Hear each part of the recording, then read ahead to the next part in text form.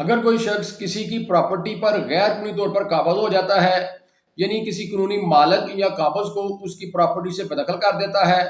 تو ایسے شخص کو انلیگل ڈسپوزیشن ایکٹ 2005 کے سیکشن 3 سب سیکشن 2 کے تحت جو ہے وہ 10 سال تک قید کی سزا اور 7 جرمانہ ہو سکتا ہے، یا پھر اس کو سیکشن 3 سب سیکشن 3 کے تحت جو ہے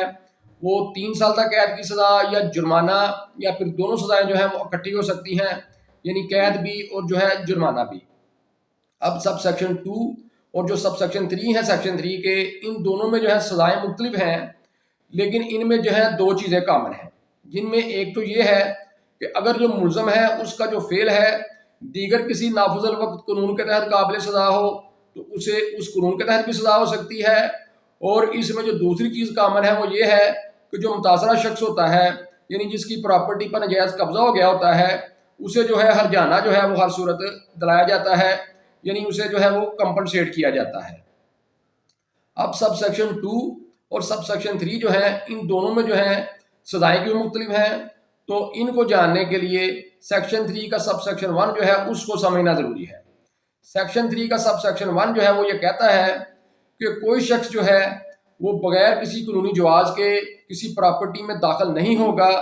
کہ وہ کسی قانونی مالک یا قابض کو اس کی پراپرٹی سے بے دخل کرے، اس کی پراپرٹی کو گریب کر لے، اس کی پراپرٹی پر جو ہے وہ کنٹرول کر لے، یا اس کی پراپرٹی پر جو ہے وہ قابض ہو جائے۔ اگر کوئی شخص اس نیت سے کسی کی پراپرٹی میں داخل ہوتا ہے کہ وہ کسی قانونی مالک یا قابض کو اس کی پراپرٹی سے بے دخل کر دے، اس کی پراپرٹی گریب کر لے، کنٹرول کر لے، یا اس پر قابض ہو جائے، تو ایسے شخص کو سیکشن 3 سب سیکشن 2 کے تحت جو ہے وہ 10 سال تک قید کی سزا اور 7 جرمانہ ہو سکتا ہے، اور اگر اس کا جو فعل ہے دیگر کسی قانون کے تحت قابل سزا ہو تو اسے اس کے تحت بھی سزا ہو سکتی ہے، اور ساتھ جو متاثرہ شخص ہوتا ہے، یعنی جس کی پراپرٹی پر ناجائز قبضہ ہوا ہوتا ہے، اسے ہر صورت جو ہے وہ ہرجانہ دلایا جاتا ہے۔ تو اس طرح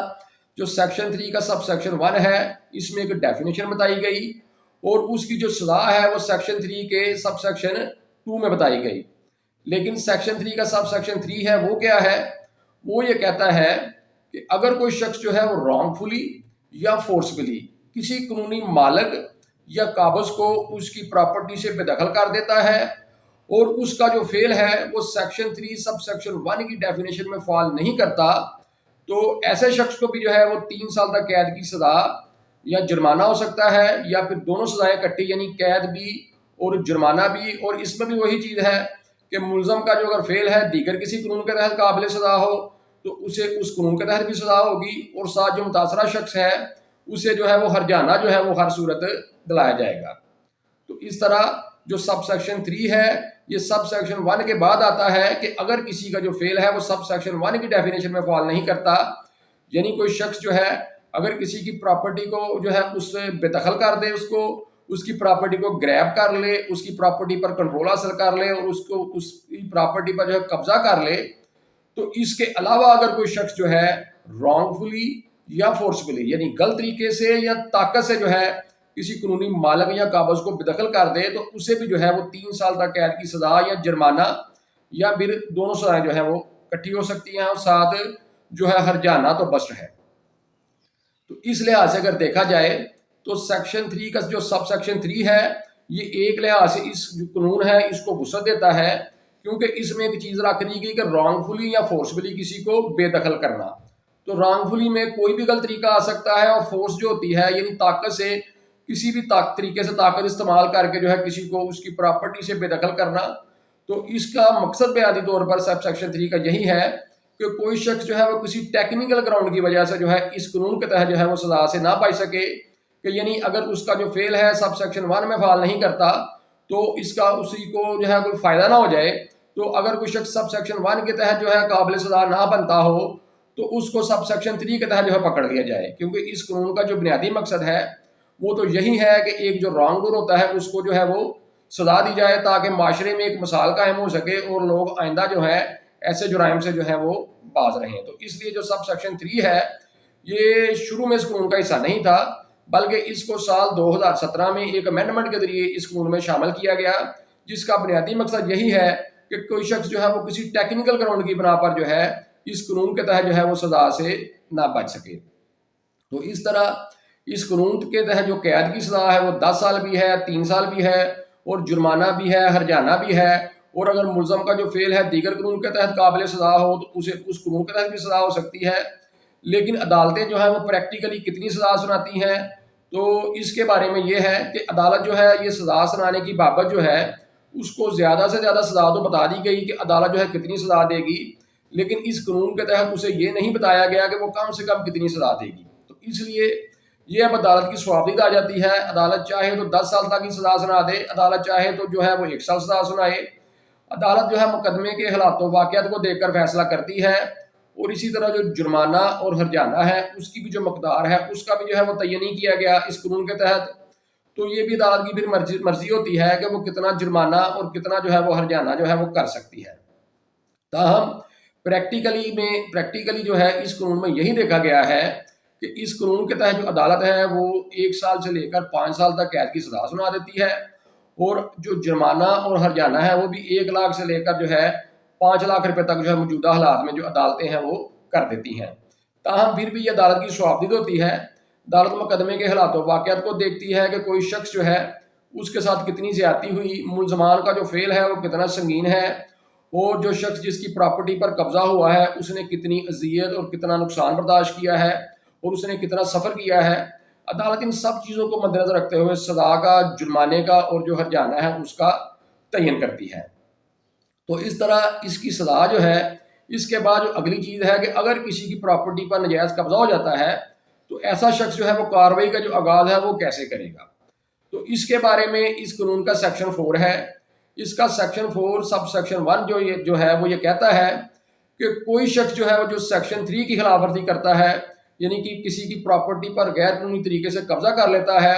تو اس بابت جو کارروائی ہے وہ سیشن کورٹ میں ایک استغاثے کے ذریعے ہوگی۔ اور دوسرا سیکشن 4 کا جو سب سیکشن 2 ہے وہ یہ کہتا ہے کہ اس قانون کے تحت جو آفینس ہیں وہ ناقابل دست اندازی ہیں، اور ساتھ ہی سیکشن 4 کا جو سب سیکشن 3 ہے وہ یہ کہتا ہے کہ اگر عدالت چاہے تو کسی بھی سٹیج پر جو ہے وہ پولیس کو حکم دے سکتی ہے کہ ملزمان کو جو ہے وہ گرفتار کر لیا جائے۔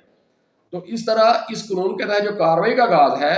وہ سیشن کورٹ میں ایک استغاثے کے ذریعے ہوتا ہے، جیسا کہ سیکشن 4 کا سب سیکشن 1 کہتا ہے۔ لیکن اس استغاثے سے کارروائی کا آغاز کیوں ہوتا ہے، تو اس کے بارے میں ہی اسی سیکشن 4 کا سب سیکشن 2 جو ہے وہ بتا دیتا ہے کہ اس قانون کے تحت جو آفینس ہیں وہ ناقابل دست اندازی ہیں۔ تو جو ناقابل دست اندازی آفینس ہوتا ہے اس میں جو پولیس ہوتی ہے وہ مداخلت نہیں کر سکتی۔ ایسی صورت میں جو متاثرہ شخص ہوتا ہے اس نے کسی کمپیٹنٹ کورٹ میں استغاثہ دائر کر کے اپنی جو حق رسی ہے وہ حاصل کرنی ہوتی ہے۔ تو اس لیے چونکہ اس قانون کے تحت جو آفینس ہے اس کو ناقابل دست اندازی رکھ دیا گیا، اس لیے اس میں بھی جو متاثرہ شخص ہے وہ سیشن کورٹ میں جو ہے ایک استغاثہ دائر کر کے اپنی جو کارروائی ہے اس کا آغاز کرتا ہے۔ لیکن جس طرح ایک قابل دست اندازی آفینس ہوتا ہے اس میں پولیس کو یہ اختیار ہوتا ہے کہ وہ ایف آئی آر درج کرنے کے بعد کسی بھی وقت جو ہے اگر سمجھے کہ ملزم کی گرفتاری ضروری ہے تو پولیس جو ہے وہ ملزم کو گرفتار کر سکتی ہے۔ تو یہی اختیار جو ہے اس قانون کے تحت جو ہے وہ عدالت کو دے دیا گیا کہ جب عدالت میں استغاثہ آئے تو عدالت اگر کسی بھی اسٹیج پر سمجھے کہ ملزمان کی جو ہے یا ملزم کی گرفتاری ضروری ہے تو عدالت جو ہے متعلقہ پولیس کو حکم دے سکتی ہے کہ ملزم یا ملزمان کو جو ہے وہ گرفتار کر لیا جائے۔ تو اس طرح جو قابل دست اندازی آفینس والے اختیارات ہوتے ہیں وہ اس قانون کے تحت جو ہے وہ سارے عدالت کو دے دیے گئے۔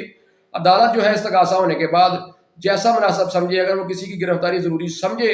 تو اس کی گرفتاری کا حکم دے سکتی ہے،